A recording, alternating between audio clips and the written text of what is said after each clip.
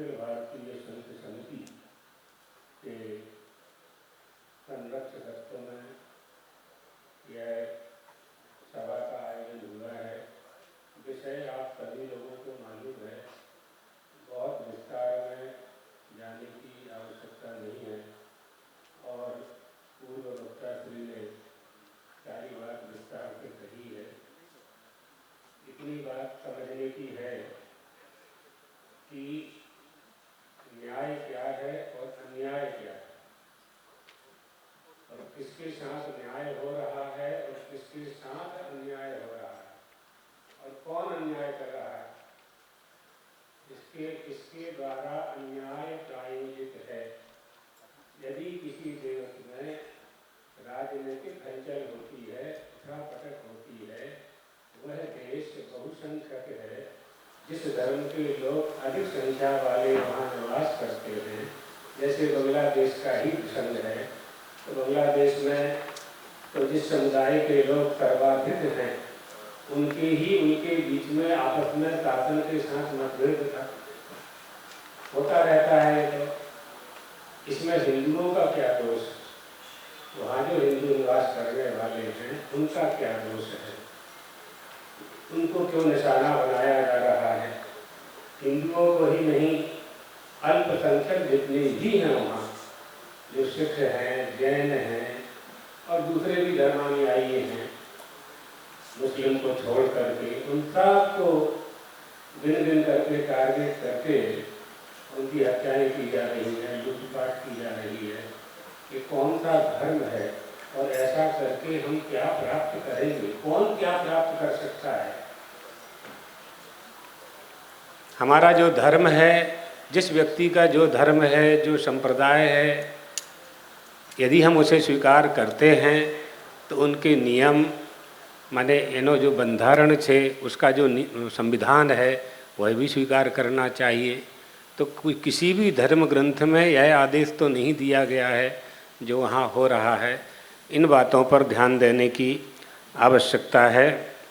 हिंदुओं की अब इससे क्या है, भारत में जो लोग रहते हैं, बांग्लादेश से जो लोग भारत में रह रहे हैं, बांग्लादेश से आए हुए हैं या दूसरे देशों से आकर के भी भारत में जो निवास कर रहे हैं, उन्हें यह शिक्षा लेना चाहिए। मुसलमानों को भी यह शिक्षा लेना चाहिए कि भारत में सुरक्षित हैं, कि वहाँ सुरक्षित हैं जहाँ वो अपना मूल स्थान मानते हैं। प्रमाण है, हिंदुओं को भी शिक्षा लेनी चाहिए, हिंदुओं को भी शिक्षा लेने की आवश्यकता है। देखिए वहाँ ये हो रहा है, ये डेमो है। ऐसी परिस्थितियाँ अगर हमारे देश में अगर बनी तो, भगवान करे द्वारकाधीश कभी नहीं बनेगी, लेकिन बन गई तो ये किसी को नहीं छोड़ने वाले हैं, आतंकवादी हैं ये तो आतंकवाद का तो क्या नियम होगा और क्या उनका संविधान होगा और क्या उनका सिद्धांत होगा, कुछ कह नहीं सकते हैं। केवल एक जनून सवार होता है और उसका आश्रय लेकर के इस तरह के कृत्य ये लोग करते हैं। न प्रजा का भला होना है, न राष्ट्र का भला होना है, न धर्म का भला होना है।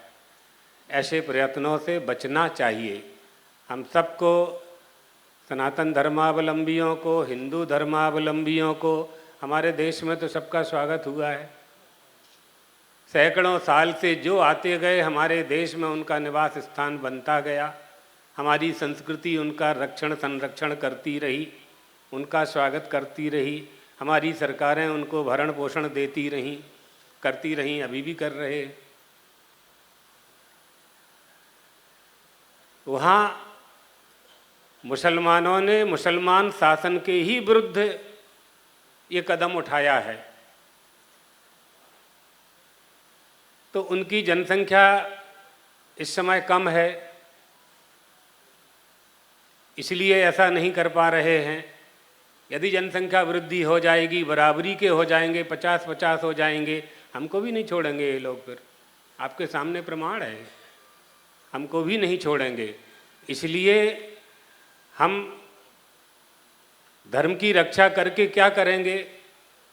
मठ किसके लिए है, ये मंदिर किसके लिए हैं, आश्रम किसके लिए हैं, धर्म किसके लिए है, धर्म पालन के लिए है।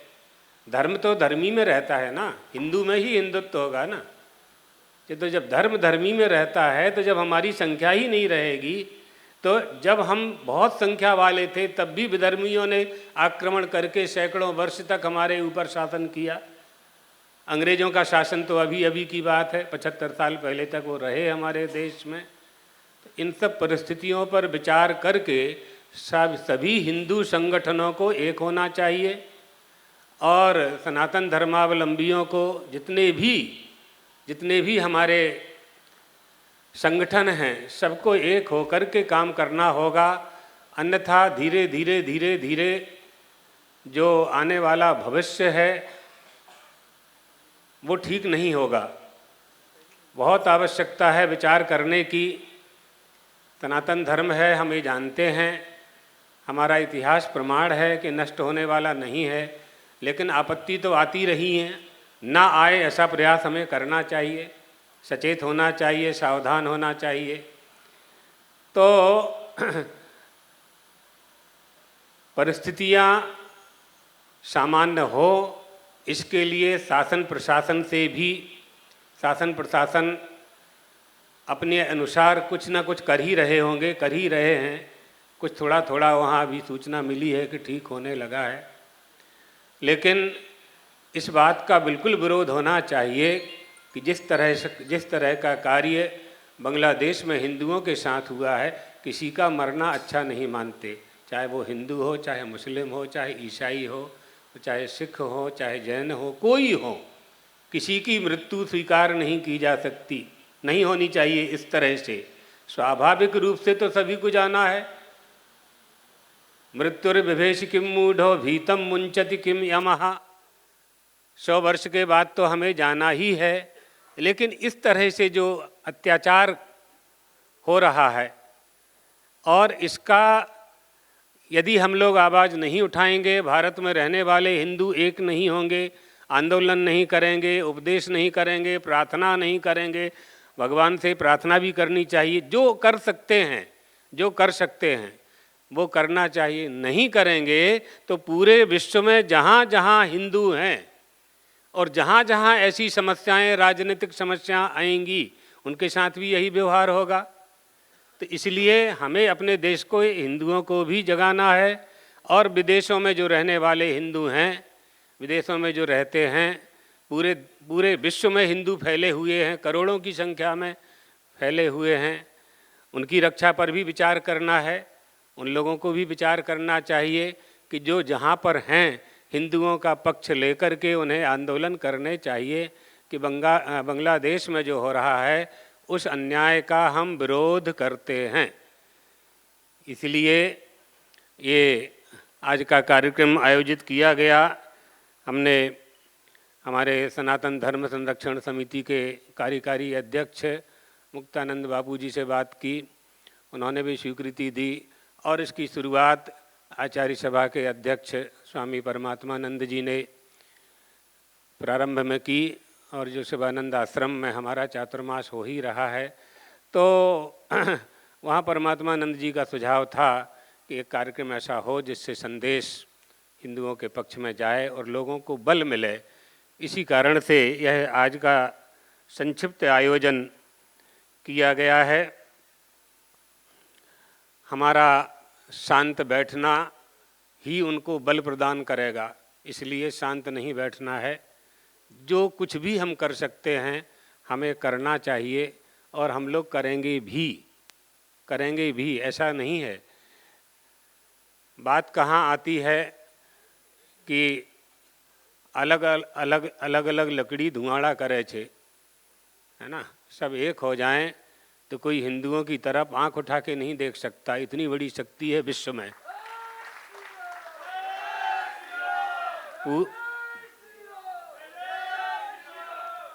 पूरे विश्व में इतनी बड़ी शक्ति बन गया है भारत देश, हिंदुस्तान, कि कोई आंख उठा करके नहीं देख सकता। कहाँ कमज़ोर हो जाते हैं हम। यत्र सर्वे विनेतारः सर्वे पंडित मानिनः सर्वे महत्वमिच्छन्ति तद्धि वृंदम विनश्यति। वृंद माने समूह, संगठन, जहाँ सभी नेता हो जाते हैं। शास्त्रों का ज्ञान नहीं है, शास्त्रों की बात करेंगे। धर्म का ज्ञान नहीं है, धर्म की बात करेंगे। हिंदू शब्द का अर्थ नहीं जानते हैं, हिंदू धर्म की बात करेंगे। हिंदुत्व क्या है, हिंदू क्या है, धर्म क्या है, भारत क्या है, भारतीय संस्कृति क्या है, इन सब का जब हम ज्ञान प्राप्त करेंगे और आप अपने बच्चों को इसका ज्ञान देंगे, तभी ना हिंदुत्व की रक्षा होगी, हिंदू धर्म की रक्षा होगी, सनातन धर्म की रक्षा होगी। इसलिए हमारी जो आने वाली पीढ़ी है, आवनारी पीढ़ी, उसको धर्म का प्राथमिक ज्ञान घर में ही कराना चाहिए। यही एक हमारे पास मार्ग है। अपने बच्चों को मंदिरों में ले जाना चाहिए, हमारी संस्कृति और संस्कारों के संबंध में उपदेश देना चाहिए। माता पिता का भी कर्तव्य है, गुरुओं का भी कर्तव्य है, आचार्यों का, मठों का, मंदिरों का यही कर्तव्य है। हम लोग तो कर ही रहे हैं अपने अनुसार, लेकिन माता पिता यदि ध्यान दे देंगे तो बालकों पर अधिक प्रभाव पड़ेगा। इसलिए हमारा हिंदुस्तान, हमारे भारत, हमारे राष्ट्र का गौरव ऊंचे से ऊंचा हम कर सकें, इसके लिए सबसे पहली प्राथमिकता होनी चाहिए कि हम इस समय पूरे देश में एक ऐसी चेतना जागृत करें जिस चेतना का आश्रय लेकर के सारे हिंदू एक हो जाएं, सारे मतभेद भुला करके एक हों हम। और जब हमारी एकता दिखाई पड़ेगी, अंत में देखा ना आपने, बांग्लादेश में भी हिंदुओं ने एक होकर के सड़क पर जब जलूस निकाला तो वहाँ की सरकार को भी विचार करना पड़ा। अब वहाँ के जो धार्मिक नेता हैं उनको बातचीत करने के लिए बुला रही है सरकार, नई वाली सरकार। तो ये हमें भी करना पड़ेगा। हम लोगों की बहुत सी ऐसी समस्याएं हैं जो नहीं सुनी जा रही हैं, जो सुनी जानी चाहिए, जिनका निराकरण किया जा सकता है। हमें उसके लिए एक होना होगा, अपने धर्म की रक्षा के लिए एक होना होगा, और आने वाले भविष्य में जो नौजवान हैं, युवा पीढ़ी है, उसके अंदर धर्म का प्रवेश हो, उसके लिए भी एकता आवश्यक है, धर्म का प्रचार प्रसार आवश्यक है। एतदर्थ ही इन संस्थाओं का उपयोग होता है। बड़े बड़े संगठन बन जाएं और उनमें धर्म ज्ञान ना हो, धर्म का उपदेश ना हो, मूर्ति पूजा ना हो, भगवान की पूजा का उपदेश ना हो, तो उस संगठन को प्राप्त करके हम क्या करेंगे, क्या मिलेगा हमको? उस संप्रदाय से हमको क्या मिलेगा जिस संप्रदाय में भगवान की आलोचना होती हो, जिस संप्रदाय में भगवान की पूजा ना होती हो, जिस संप्रदाय में हिंदुत्व की रक्षा ना होती हो, जिस संप्रदाय में हमारे इष्ट देवी, कुल देवी, कुल देवता की रक्षा की बात ना होती हो, ऐसे संगठनों से कुछ नहीं मिलने वाला है। ये संगठन, ऐसे संगठन अपनी प्रसिद्धि के लिए और धन संग्रह के लिए ही काम करते हैं, अर्थात स्वार्थ पूर्ति के लिए काम करते हैं। इनसे भी अपनी रक्षा करना है। हमें तो सबसे लड़ना है, हमें धर्मांतरण से लड़ना है, ईसाइयों से लड़ना है, मुसलमान जो अत्याचार कर रहे हैं हिंदुओं के ऊपर, उनसे हमें युद्ध करना है, हमारे हिंदू नास्तिकों से युद्ध करना है। नई चुनौती ये।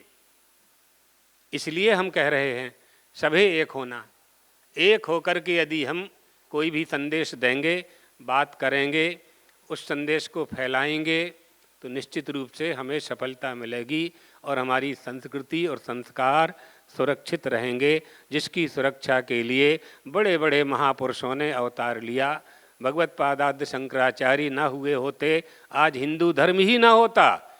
उस समय, जिस समय उनका अवतार हुआ, उस समय विधर्मियों ने कह दिया था वेदाः अप्रमाणम, वेद ही प्रमाण नहीं है। तो हमारे हिंदुओं के तो वेद ही सब कुछ है। इसलिए बहुत आवश्यक है आज का ये कार्यक्रम, और आगे भी, पहले भी ऐसे कार्यक्रम हुए हैं, आगे भी होते रहेंगे। हम सब एक होकर के सनातन धर्म, हिंदू धर्म और भारत देश राष्ट्र की रक्षा करने में सक्षम हो, भगवान द्वारकाधीश से प्रार्थना करते हुए, सभी संत वृंदों का अभिवादन करते हुए अपनी वाणी को विश्राम देते हैं।